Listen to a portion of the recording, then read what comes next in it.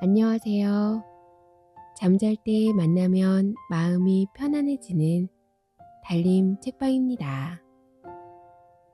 늘 산책하는 곳인데, 와, 봄이 되니 청보리 밭이 넓게 펼쳐져 있더라고요. 초록이들이 어찌나 예쁘던지 넓게 펼쳐진 청보리 밭을 보니 가슴까지 시원해졌답니다. 오늘도 편안한 밤, 행복한 꿈꾸며 잘 자요. 구독과 좋아요는 저에게 큰 힘이 됩니다. 색시를 잡아간 까마귀 괴물. 옛날 아주 먼 옛날에 신랑과 색시가 함께 길을 가고 있었습니다. 그런데 갑자기 하늘에서 날개 달린 괴물이 날아와 잽싸게 색시를 낚아채 가버렸습니다. 신랑은 날개 달린 괴물이 날아간 쪽으로 색시를 찾으러 갔습니다. 한참 가다 보니 어느새 길이 없어지고 험한 절벽이 우뚝 앞을 가로막았습니다. 신랑은 겨우겨우 절벽 위로 올라갔습니다.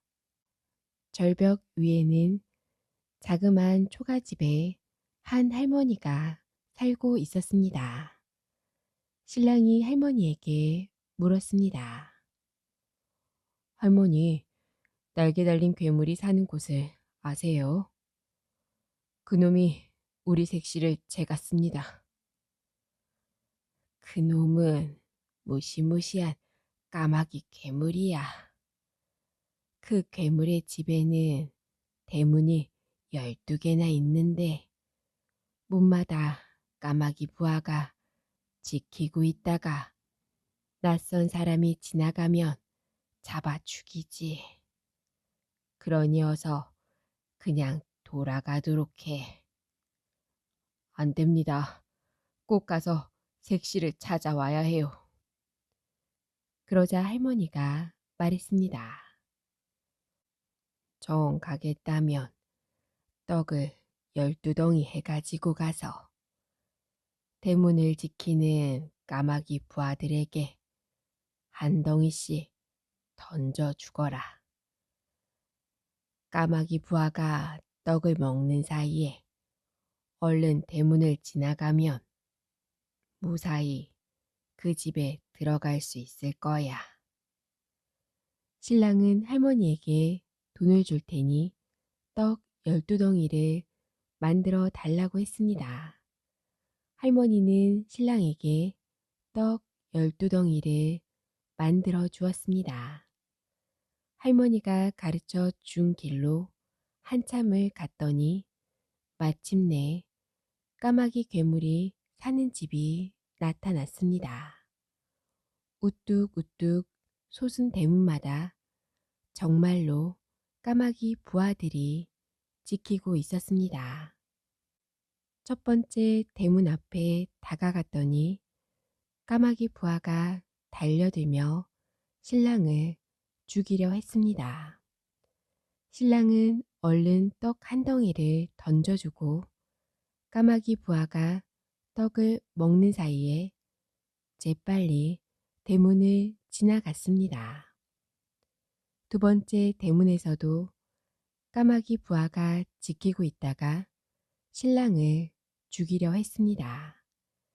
신랑은 또 떡 한 덩이를 던져주고 얼른 대문을 지나갔습니다. 신랑은 떡 한 덩이씩 던져주며 12대문을 모두 무사히 지나갔습니다. 신랑이 집 안으로 들어갔는데 아무도 보이지 않았습니다. 누구 없소? 그러자 안에서 누군가 나오는데 바로 잃어버린 색시였습니다. 신랑과 색시는 너무 기뻐 서로 얼싸 안았습니다. 색시는 신랑에게 말했습니다. 까마귀 괴물은 도둑질을 나가고 지금 없어요. 그러고는 신랑에게 까마귀 괴물이 쓰는 큰 칼을 들어보라고 했습니다. 칼은 꼼짝도 하지 않았습니다. 이번에는 까마귀 괴물이 신는 무쇠신을 신어보라고 했습니다. 신랑은 무쇠신을 신고 한 발짝도 움직이지 못했습니다. 그러자 색시가 말했습니다. 까마귀 괴물은 이 칼을 마음대로 휘두르고 이 무쇠신을 신고 날듯이 뛰어다닐 수 있어요. 까마귀 괴물이 올 때까지 힘을 길러야 해요. 색시는 까마귀 괴물이 몰래 숨겨두고 마시는 힘나는 물을 가져다 주었습니다. 신랑은 몇 날 며칠 동안 힘나는 물을 마셨습니다. 그랬더니 칼을 조금 움직일 수 있게 되었습니다. 신랑은 몇 날 며칠 동안 힘나는 물을 자꾸자꾸 마셨습니다. 그랬더니 무쇠신을 신고 몇 발짝 걸을 수 있게 되었습니다. 신랑은 몇 날 며칠 동안 힘나는 물을 더 많이 마셨습니다. 그랬더니 이제 칼을 마음대로 휘두르고 무쇠신을 신고도 날듯이 뛰어다닐 수 있게 되었습니다. 그러던 어느 날이었습니다. 우르르르 요란한 소리를 내며 까마귀 괴물이 돌아왔습니다. 까마귀 괴물은 신랑을 보고 호통을 쳤습니다. 내 놈은 누구냐? 감히 내 신을 신고 내 칼을 들고 있다니. 신랑이 앞으로 나서며 말했습니다. 이 못된 까마귀 괴물아, 내 색시를 찾으러 왔다. 까마귀 괴물은 코 웃음을 치며 부하들을 시켜 신랑을 잡아오라고 했습니다. 까마귀 부하들이 모두 신랑에게 달려들었습니다. 하지만 신랑은 무쇠신을 신고 날듯이 뛰어다니며 칼을 휘둘러 까마귀 부하들을 모두 물리쳤습니다. 그러자 까마귀 괴물이 직접 나섰습니다. 신랑과 까마귀 괴물은 공중으로 솟아올라 한판 싸움을 시작했습니다. 엎치락 뒤치락, 여기서 쿵, 저기서 쾅. 싸움은 몇 날 며칠 동안 계속되었습니다. 마침내 신랑이 까마귀 괴물의 다리를 잘라냈습니다. 그런데 다리가 다시 날아올라 제자리에 척 붙는 것이었습니다. 신랑은 또 까마귀 괴물의 팔을 잘라냈습니다. 그런데 팔도 다시 날아올라 제자리에 척 붙어 버렸습니다. 신랑이 아무리 까마귀 괴물의 다리와 팔을 잘라내도 모두 다시 제자리에 척척 붙어 버렸습니다. 싸움을 지키던 색시는 얼른 재를 준비해 놓고 신랑에게 까마귀 괴물의 목을 치라고 했습니다. 신랑은 온 힘을 다해 까마귀 괴물의 목을 쳤습니다. 까마귀 괴물의 목이 떨어지자 색시가 얼른 목 위에 재를 뿌렸습니다. 그러자 목은 제자리에 다시 붙지 못하고 까마귀 괴물은 죽고 말았습니다.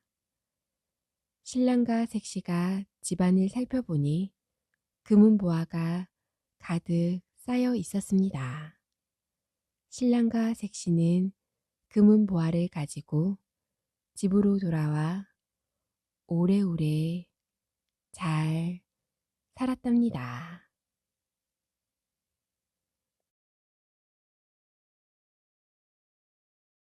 장자목과 최부자.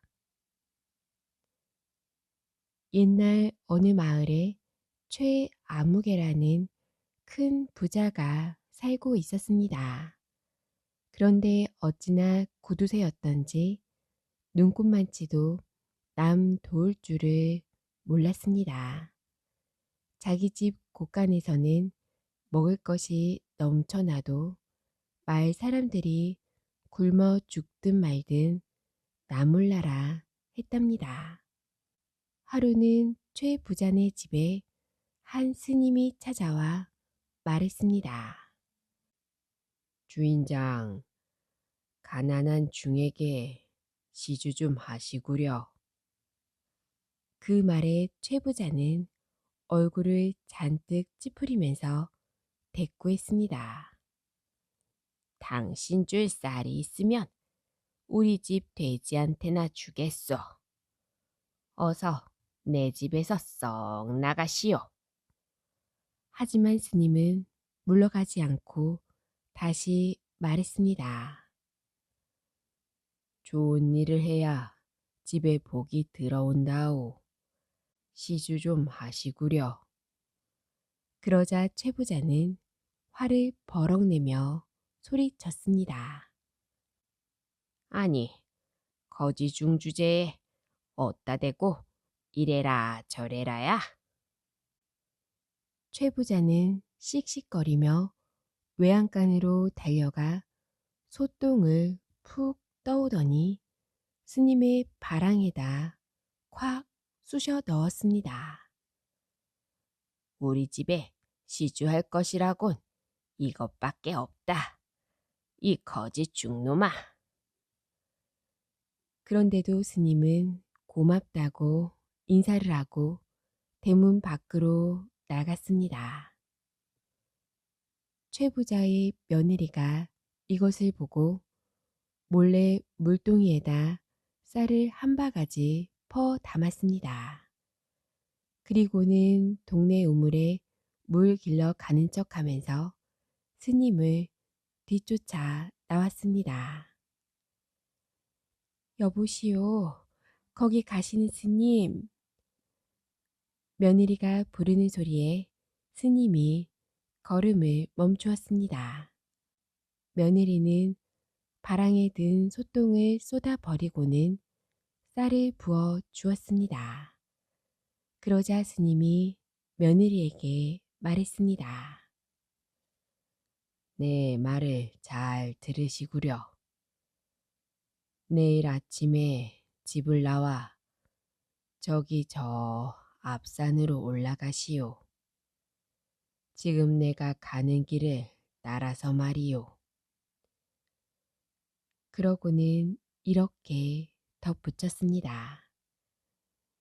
그런데 집을 나온 뒤에는 무슨 일이 있어도 절대 뒤를 돌아보면 안 돼요. 절대 잊지 마시오. 그날 밤 며느리는 밤이 깊도록 바느질을 했습니다. 그러다가 깜빡 잠이 들어 꿈을 꾸었는데 그 꿈이 참으로 이상한 꿈이었습니다. 지붕이 세 조각으로 깨지고 마당에 있는 방아에서는 물이 세 줄기 콸콸 솟아오르는 것이었습니다. 이튿날 아침 날이 밝자 며느리는 최 부자한테로 달려갔습니다. 가서는 자기가 꾼 꿈 이야기를 했습니다. 아무래도 집안에 무슨 나쁜 일이 생길 모양이라고 말입니다. 하지만 최 부자는 껄껄 웃으며 말했습니다. 걱정할 거 하나 없다. 그 꿈은 아주 좋은 꿈이니라. 지붕이 세 조각 난 것은 우리 집에 아들이 셋 있으니 그런 것이고, 방아에서 물이 세 줄기 솟는 것은 우리 집 아들 삼형제가 그 물줄기처럼 잘 뻗어나간다는 뜻이 아니겠느냐. 최 부자가 그렇게 좋은 꿈이라고 우기니 며느리는 어쩔 수 없이 그냥 자기 방으로 돌아왔습니다. 하지만 가슴이 자꾸 콩닥거리는 게 아무래도 마음이 놓이지 않았습니다. 며느리는 자기 물건을 광주리에 주워 담아서 슬그머니 집을 나섰습니다. 그러고는 서둘러 앞산으로 올라갔습니다. 며느리가 산길을 올라가는데 구름 한 점 없이 맑기만 하던 하늘에 난데없이 먹구름이 몰려들기 시작하였습니다. 아이고, 무슨 일이 나긴 나려는 모양이구나. 며느리는 가슴이 조마조마해져서 종종거리며 산을 올라갔습니다. 산을 얼마쯤 올라가는데 느닷없이 뒤쪽에서 번갯불이 번쩍하더니 땅이 우르르 흔들리고 우르르 쾅쾅 우레까지 울어대는 거였습니다. 며느리는 그만 엉겹결에 뒤를 돌아보고 말았습니다. 보니깐 땅이 꺼지고 물이 솟구쳐 오르면서 최 부자네 집이 물속으로 가라앉고 있었습니다. 아, 아니, 우리 집이... 며느리는 입도 다물지 못한 채 그대로 온몸이 뻣뻣하게 굳어 바위가 되어 버렸습니다. 지금도 그 동네에는 커다란 못이 하나 있는데 거기가 바로 최 부자네 집이 있던 자리랍니다. 사람들은 그 못을 장자못이라고 부르는데 장자는 큰 부자라는 뜻이랍니다. 그리고 그 앞산 중턱에는 큰 바위와 작은 바위가 나란히 서 있답니다. 큰 바위는 며느리가 굳어서 된 며느리 바위이고 작은 바위는 며느리를 따라 나섰던 개가 굳어서 된 개 바위랍니다. 할미꽃 이야기. 옛날, 아주 먼 옛날, 한 할머니가 손녀 셋을 데리고 가난하게 살고 있었습니다. 큰 손녀와 둘째 손녀는 심술이 많고 셈을 잘 부려 서로 티격태격 잘 싸웠습니다. 하지만 막내 손녀는 언니들과는 달리 마음씨가 곱고 착했습니다. 할머니는 손녀들을 금이야 오기야 열심히 키웠습니다. 어느덧 새 손녀는 예쁘게 자라 시집갈 나이가 되었습니다. 나는 떵떵거리며 사는 대감집에 시집가고 말 테야. 큰 손녀는 늘 입버릇처럼 말했습니다. 그런데 어느 날 큰 손녀는 대감집 아들에게 정말로 청혼을 받았습니다. 큰 손녀는 기쁜 마음으로 대감집 며느리가 되었습니다. 나는 돈 많은 집에 시집 가고 싶어. 둘째 손녀는 부잣집 며느리가 되고 싶어 했습니다. 그런데 어느 날 부잣집 아들에게 정말로 청혼을 받았습니다. 둘째 손녀는 싱글벙글 웃으며 시집을 갔습니다. 언니들이 좋은 데로 시집가서 기뻐요. 아무렴 둘 다 행복하게 잘 살 거야. 할머니는 기쁨의 눈물을 흘리며 손녀를 배웅했습니다. 막내 손녀와 할머니는 오순도순 단둘이 살았습니다. 그러다가 막내 손녀도 시집을 가게 되었습니다. 고개 넘어 가난한 나무꾼의 집이었습니다. 할머니, 제가 떠나면 혼자 어떻게 사세요? 걱정하지 말아라. 잘 사는 내 언니들이 있지 않느냐. 더 늙고 힘들어지면 틀림없이 도와줄 거야. 할머니는 오히려 가난한 집으로 시집가는 막내 손녀가 불쌍하고 안쓰러웠습니다. 세월이 흘러 할머니는 더 늙고 병까지 들었습니다. 죽기 전에 손녀들 얼굴이나 한번 봤으면 좋으련만. 손녀들을 몹시 그리워하던 할머니는 집을 나섰습니다. 할머니의 짐이라곤 남루한 보따리와 지팡이 하나가 고작이었습니다. 할머니는 먼저 큰 손녀네 집을 찾아갔습니다.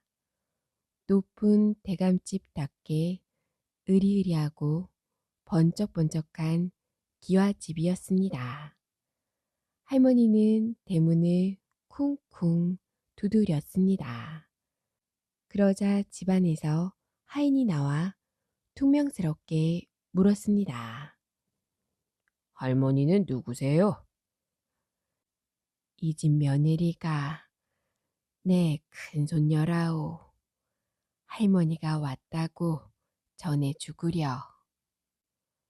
큰손녀는 할머니를 보자마자 얼굴을 확 찌푸렸습니다. 아이고, 얘야, 그동안 잘 지냈니?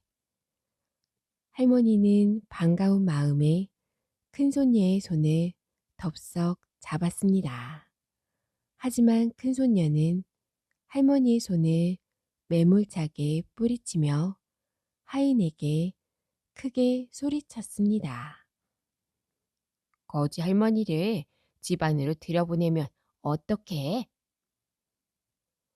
혼이 난 하인은 화를 내며 할머니를 대문 밖으로 멀리 쫓아냈습니다.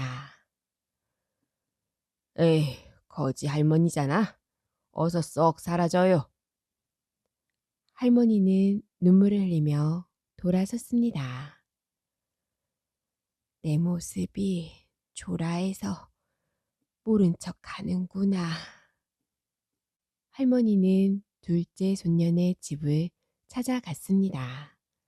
둘째 손녀는 뽀로통한 얼굴로 할머니를 맞이했습니다. 우리 집에 무슨 일로 오셨어요?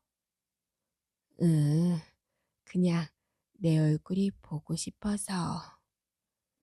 둘째 손녀의 쌀쌀맞은 태도에 할머니는 어두운 얼굴로 말끝을 흐렸습니다. 할머니, 거짓말 마세요. 우리 집에 눌러 앉으려고 찾아오신 거죠? 둘째 손녀는 할머니를 쏘아보다가 집안에 있는 남편에게 큰 소리로 말했습니다. 여보, 할머니가 우리 집에서 사시겠대요. 말도 안 돼. 당신한테는 큰언니가 있잖아. 그런데 왜 우리가 할머니를 모셔야 하지? 둘째 손녀 사위는 할머니를 보러 나오지도 않았습니다. 할머니는 고개를 흔들며 쓸쓸히 발길을 돌렸습니다. 그래, 손녀들이 잘 살고 있는 모습을 봤으니 이제는 됐어. 나를 모른 척 하는 데는 사정이 있었을 거야.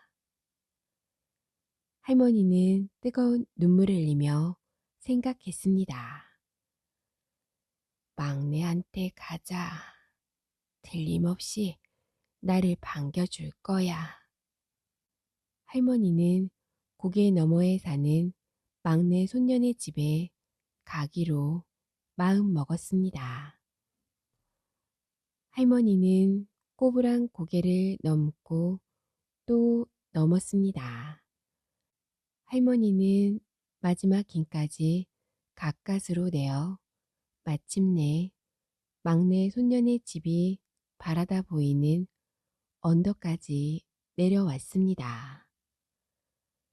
휴, 이제 다 왔구나. 막내야, 할미가 왔다. 하지만 그 순간 할머니는 차디찬 흙 위에 털썩 쓰러지고 말았습니다. 그리고 그 자리에서 영영 일어나지 못하였습니다. 쓰러져 있는 할머니를 발견한 것은 막내 손녀 사위였습니다.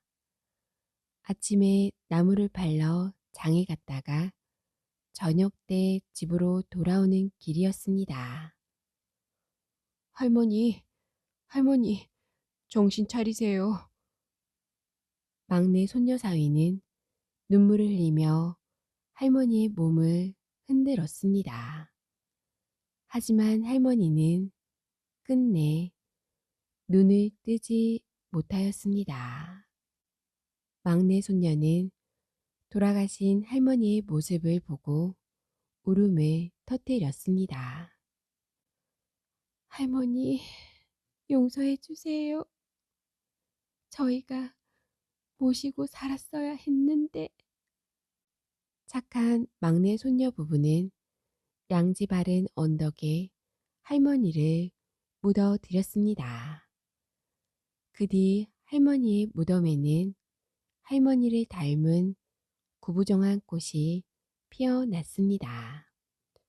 사람들은 이 꽃을 할미꽃이라고 불렀답니다.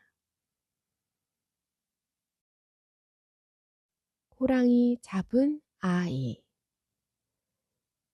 옛날 어느 마을에 한 아이가 살았는데 아버지 없이 어머니랑 단둘이 살았습니다. 그런데 공부하러 글방에 가면 다른 아이들이 아비 없는 놈, 아비 없는 놈 하면서 막 놀렸습니다. 하루는 아이가 어머니한테 물었습니다. 어머니, 다른 아이들은 다 아버지가 있는데 왜 나만 아버지가 없어요? 내 아버지는 총을 잘 쏘는 포수였단다. 그런데 호랑이 잡으러 산에 갔다가 산처럼 큰 호랑이한테 잡아먹히고 말았지. 아이는 그 말을 듣고 아버지 잡아먹은 호랑이를 꼭 잡아야겠다고 생각했습니다. 아이는 비가 오나 눈이 오나 쉬지 않고 총 쏘기 연습을 했습니다. 그래서 총을 아주 잘 쏘게 되었습니다. 아이는 어머니한테 아버지 잡아먹은 호랑이를 잡으러 가겠다고 말했습니다. 어머니는 깜짝 놀라며 못 가게 말렸습니다. 얘야, 아버지는 심리 밖에서 총을 쏘아 물동이에 구멍을 뚫어놓고는 또 한 방을 쏘아 도로 그 구멍을 틀어막는 재주가 있었어. 그런데도 호랑이한테 잡아먹혔지. 내 솜씨로는 어림도 없다. 나도 아버지만큼 잘 쏠 수 있어요. 아이는 어머니한테 심리 밖에서 물동이를 이고 오라고 했습니다. 아이는 총을 쏘아 물동이에 구멍을 뚫더니 또 한 방을 쏘아 총알로 그 구멍을 콕 막아 버렸습니다. 아이는 이제 호랑이를 잡으러 가겠다고 했습니다. 어머니는 고개를 회회 저으며 또 못 가게 말렸습니다. 얘야, 아버지는 심리 밖에 있는 나뭇잎에 바늘을 매달아 놓고 총알이 바늘 구멍으로 지나가게 하는 재주가 있었어. 그런데도 호랑이한테 잡아먹혔지. 내 솜씨로는 어림도 없다. 나도 아버지만큼 잘 쏠 수 있어요. 아이는 어머니한테 심리 밖에 있는 나뭇잎에 바늘을 매달아 놓으라고 했습니다. 아이가 총을 쏘았더니 총알이 바늘 구멍으로 휑 지나갔습니다. 아이는 이제 정말 호랑이를 잡으러 가겠다고 했습니다. 어머니는 더 말릴 수가 없어 가라고 했습니다. 아이는 한 고개 넘고 두 고개 넘고 작은 고개도 넘고 큰 고개도 넘어 깊고 깊은 산속으로 자꾸만 들어갔습니다. 그렇게 몇 날 며칠을 가다 보니 작은 오두막집이 하나 나왔습니다. 오두막집에는 어떤 할머니가 살고 있었습니다. 어린애가 여길 왜 왔누? 우리 아버지 잡아먹은 산처럼 큰 호랑이 잡으러 왔습니다. 나는 여기서 아주 오래오래 살았는데 저 산속으로 들어갔다가 살아 돌아온 사람은 한 번도 못 봤다. 그러니 어서 집으로 돌아가거라. 안 돼요. 저는 우리 아버지 잡아먹은 호랑이를 꼭 잡을 거예요. 아무리 말려도 돌아가지 않자 할머니는 아이에게 하룻밤 묵고 가라고 했습니다. 아이가 오두막집에서 하룻밤을 묵고 다음 날 떠나려고 하는데 할머니가 말했습니다. 그 호랑이를 잡으려면 호랑이 입 안에다 대고 종을 쏴야 한다. 호랑이가 입을 벌리는 순간 재빨리 총을 쏘아라. 아이는 할머니에게 고맙다는 인사를 하고 더 깊은 산속으로 들어갔습니다. 가고 한참을 가다 보니 저만치 산처럼 큰 호랑이가 떡 엎드려 있었습니다. 저놈이 울 아버지 잡아먹은 호랑이구나. 아이는 단박에 알아채고 총을 탕 쏘았습니다. 그런데 총알이 툭 튕겨 나오는 것이었습니다. 아이는 또 총을 탕 쏘았습니다. 이번에도 총알이 툭 튕겨 나오는 것이었습니다. 화가 난 호랑이는 쿵쿵쿵 마구 달려왔습니다. 탕, 탕, 탕. 아이는 연달아 총을 쏘았지만 총알은 모두 튕겨 나왔습니다. 이놈, 내가 날 잡겠다고. 어림도 없다. 호랑이는 커다란 입을 쩍 벌리고는 달려들었습니다. 그 순간 아이가 잽싸게 호랑이 입에 대고 총을 한 방 탕 쏘았습니다. 그러자 산처럼 큰 호랑이는 쿵 소리를 내며 나가 떨어졌습니다. 호랑이를 잡은 아이는 주위를 이리저리 살펴보았습니다. 그랬더니 녹슨 총이 하나 떨어져 있었습니다. 아이는 단박에 그 총이 아버지 총이라는 걸 알아챘습니다.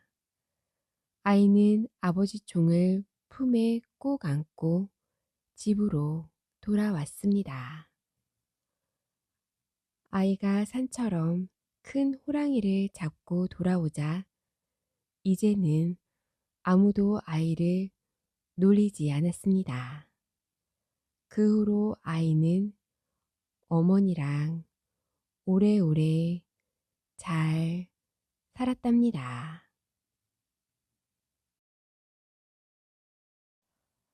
당나귀 알이 된 수박. 옛날 어느 시골에 좀 바보 같지만 마음씨 착한 농부가 살고 있었습니다. 농부의 아내는 남편을 불러 무명 한 피를 주며 이렇게 말했습니다.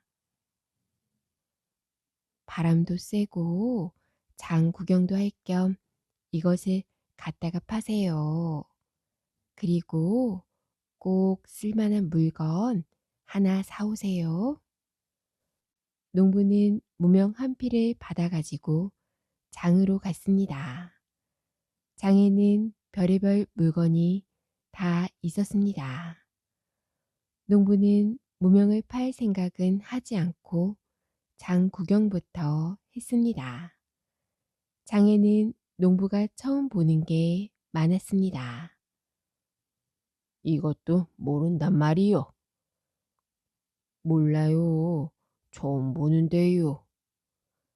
살 거요, 안 살 거요?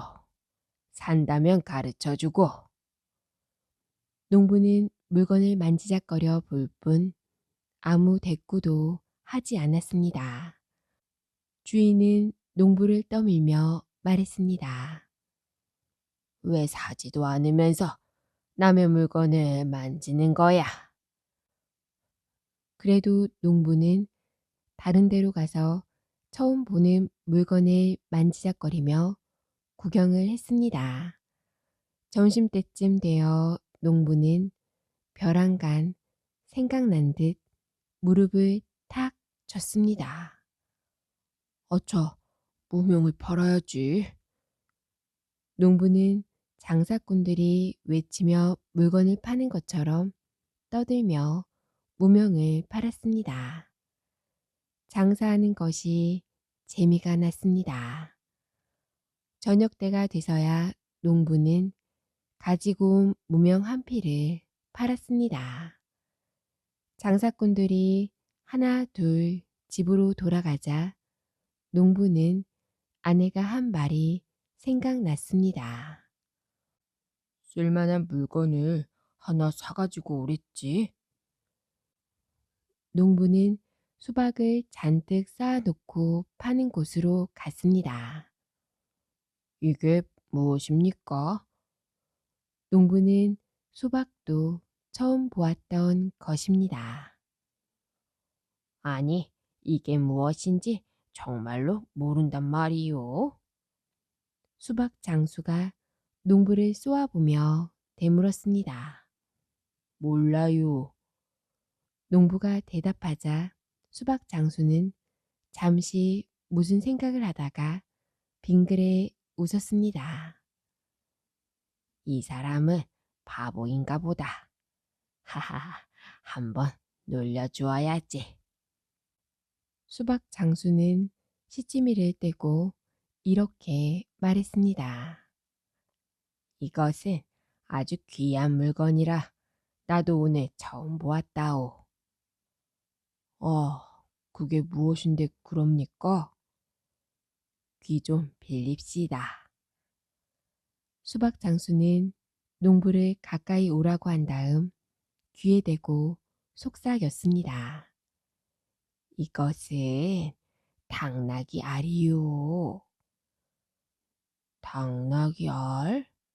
쉿, 이건 아무한테나 파는 물건이 아니니 조용조용 말씀하시오. 아, 그래서 이렇게 크군요. 이것을 사다가 어떻게 하면 당나귀가 나옵니까? 따뜻한 아랫목에 놓고 이불을 덮어 놓으면 며칠 뒤 당나귀가 알을 깨고 나옵니다. 농부는 그것을 사고 싶어서 값을 물어보았습니다. 꽤 비싸겠는걸요? 얼마입니까? 꼭 사실 겁니까? 네, 꼭 사겠습니다. 손님에게는 특별히 싸게 드리죠. 단량만 내시오. 단량씩이나? 손님도 참, 당나귀 한 마리에 단량이라면 거저드리는 게 아니겠소.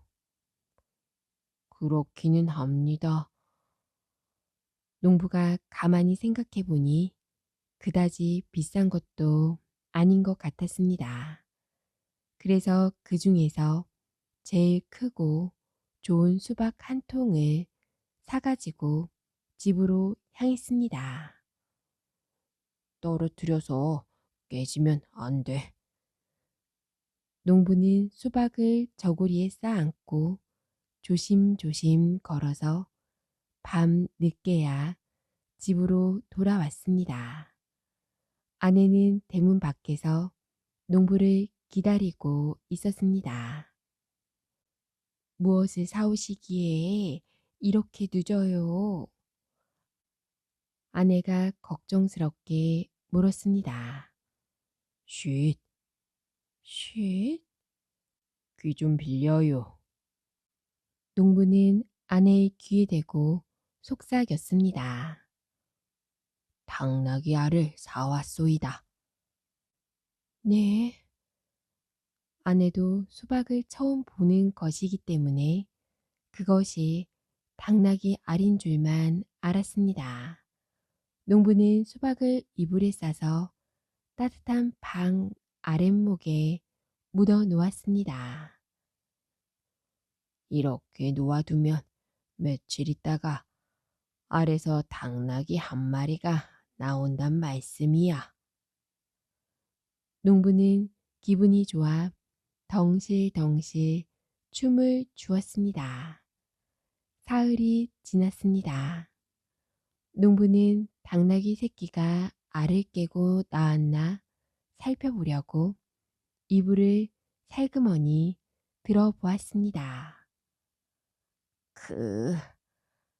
농부는 단번에 코를 감싸 쥐었습니다.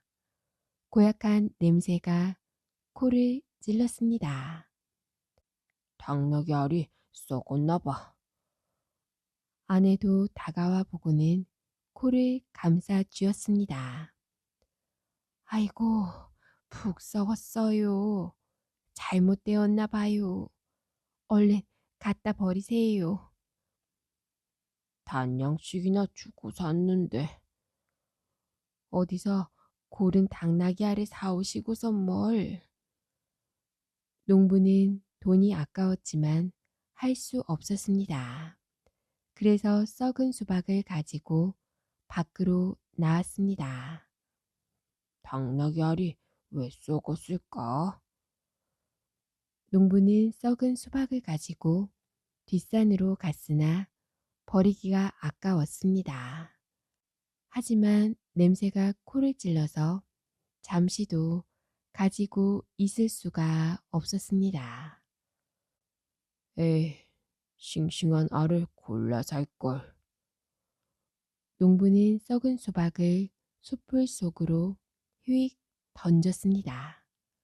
그런데 이게 웬일입니까? 바로 썩은 수박을 던진 숲을 속에서 당나귀 새끼 한 마리가 불쑥 나타났습니다. 농부는 눈이 휘둥그레져서 자기도 모르게 소리쳤습니다. 야, 당나귀 새끼가 깨어났다. 농부는 당나귀를 바라보며 신이 나서 춤을 추었습니다. 당나귀 새끼는 농부를 보자 이내 산 밑으로 껑충껑충 뛰어 내려가기 시작했습니다. 농부도 춤을 추며 그 뒤를 따라 내려갔습니다. 당나귀 새끼는 산 밑에 있는 집으로 들어갔습니다. 거기로 가면 안 돼. 나와 함께 우리 집으로 가야 해. 농부는 그 집 안으로 뛰어 들어갔습니다. 집 주인이 마당에 있다가 농부를 꾸짖었습니다. 왜 남의 집에 들어와서 시끄럽게 소리를 지르는 거요? 미안합니다. 제 당나귀 새끼가 이리로 들어와서. 뭐요? 장에서 당나귀 알을 사다가 아랫목에 묻어 놓았는데 냄새가 나서 썩은 줄만 알았지 뭡니까? 그래서 숯불 속에 당나귀 알을 내던졌더니 저 당나귀 새끼가 깨어났습니다. 집주인은 허리를 잡고 웃었습니다. 농담치고는 지나치요. 당나귀 새끼가 당신의 것이라면 어서 끌고 가시오. 농부는 당나귀 새끼를 밖으로 내몰아서 집으로 데리고 왔습니다. 여보, 당나귀 새끼가 깨어났소. 정말이에요? 아내도 매우 기뻐했습니다. 당나귀 새끼가 알 속에서 똥을 쌌던 모양이요. 그래서 썩은 냄새가 코를 찔렀군요. 아휴, 하마터면 당나귀 새끼를 내버릴 뻔했네요. 농부는 당나귀 새끼를 마구간에 메어 두었습니다. 아내는 쌀겨를 물에 타서 통에 담아 갖다 주었습니다. 그런데 당나귀 새끼는 먹이도 잘 먹지 않고 울기만 했습니다. 이튿날 농부의 집으로 웬 사람이 찾아왔습니다. 그 사람은 다짜고짜 마구간으로 가서 당나귀 새끼를 보더니 농부에게 삿대질을 했습니다. 왜 남의 당나귀를 훔쳐갔소? 그 말을 듣고 농부는 어처구니가 없다는 듯 이렇게 말했습니다. 이 당나귀 새끼가 당신 것이라고요? 허허, 이 당나귀 새끼는 내가 며칠 전에 사온 알에서 깨어난 것이란 말이요. 뭐요? 장에 가서 당나귀 알을 사왔단 말이요. 얘끼, 당나귀 알이 어디 있어? 장에 가면 수북히 쌓여 있습니다. 이 사람이 정신이 돌았나? 나도 생전 처음 보았으니 당신도 믿어지지 않을 것이오. 장에 가보시오. 마을 사람들이 몰려와서 두 사람이 하는 말을 듣고 웃음을 터뜨렸습니다. 농부는 마을 사람들이 자기를 보고 웃는 줄 몰랐습니다. 당나귀 알이 세상에 나온 것도 여태 모르고 있다니. 어서 썩 나가시오. 농부는 당나귀 새끼 임자를 떠밀었습니다. 이런 엉터리 같은 사람 봤나? 끝까지 당나귀가 알에서 깨어났다고 억지를 쓰니 당장 관가에 고발하겠소. 당나귀 임자는 농부의 집을 나가며 고래고래 소리를 질렀습니다.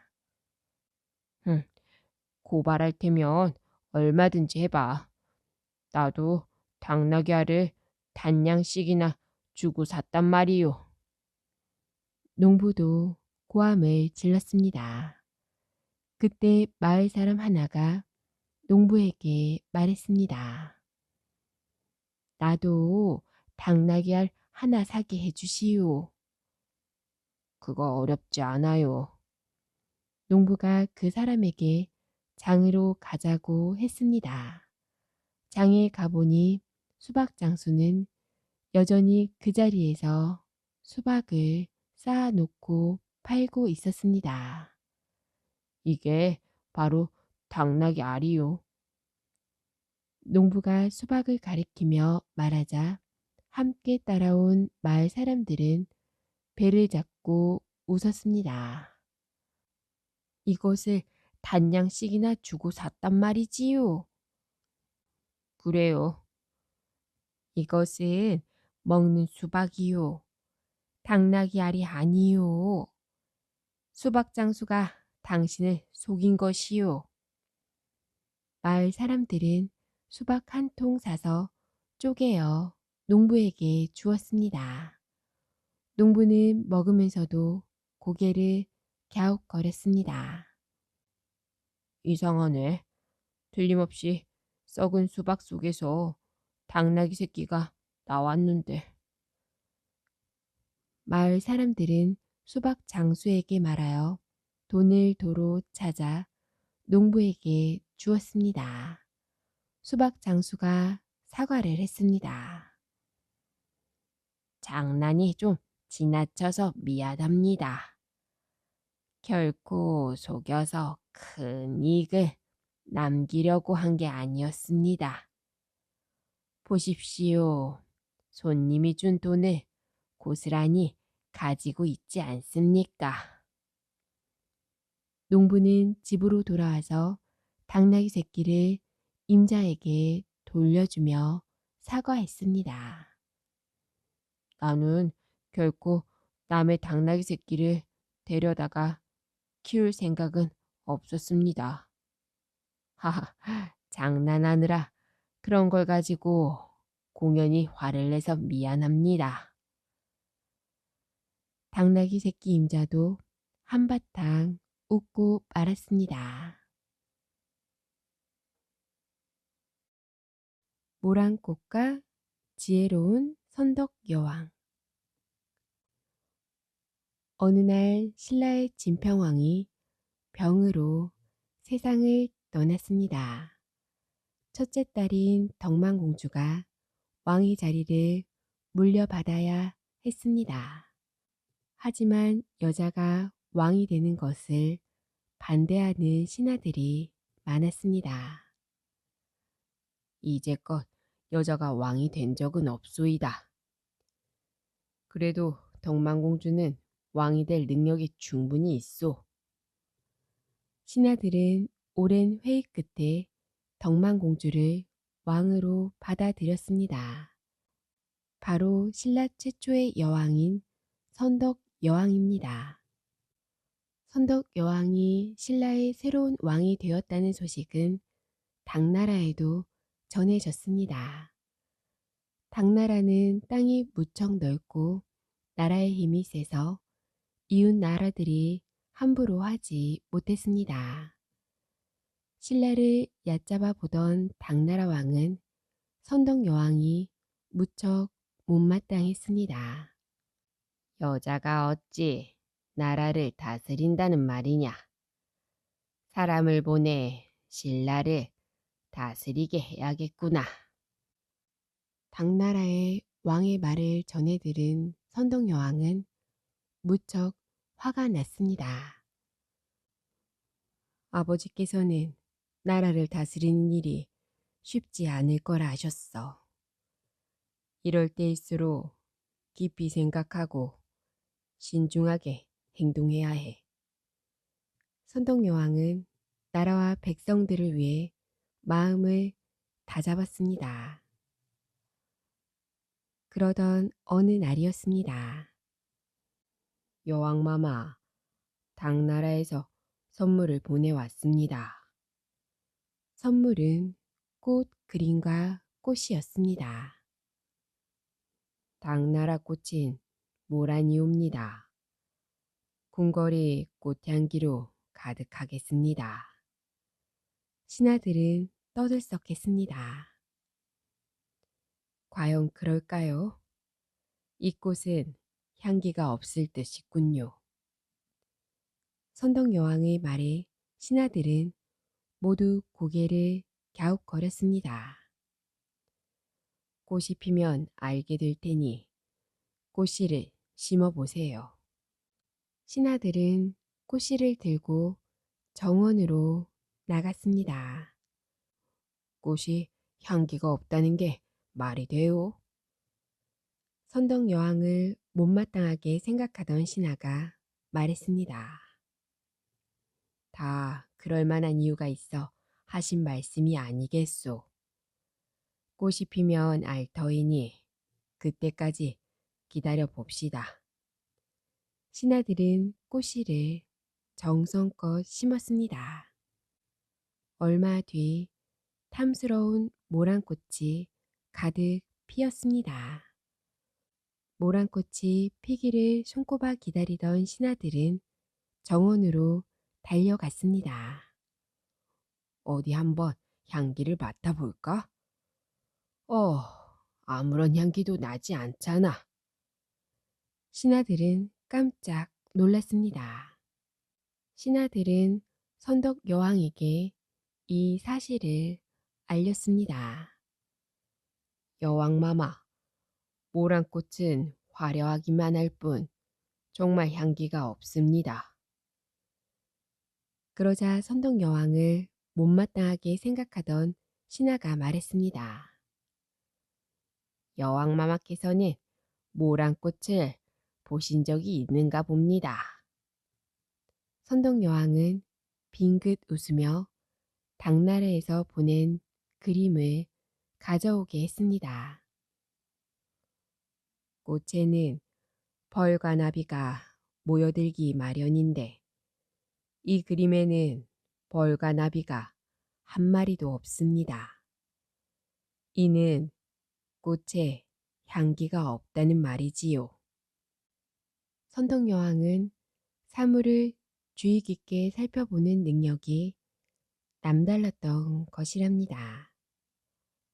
선덕여왕은 여유있게 말을 이어갔습니다. 당나라의 왕은 나를 시험해보고 싶었겠지요. 하여 글 대신에 이 그림을 보낸 것입니다.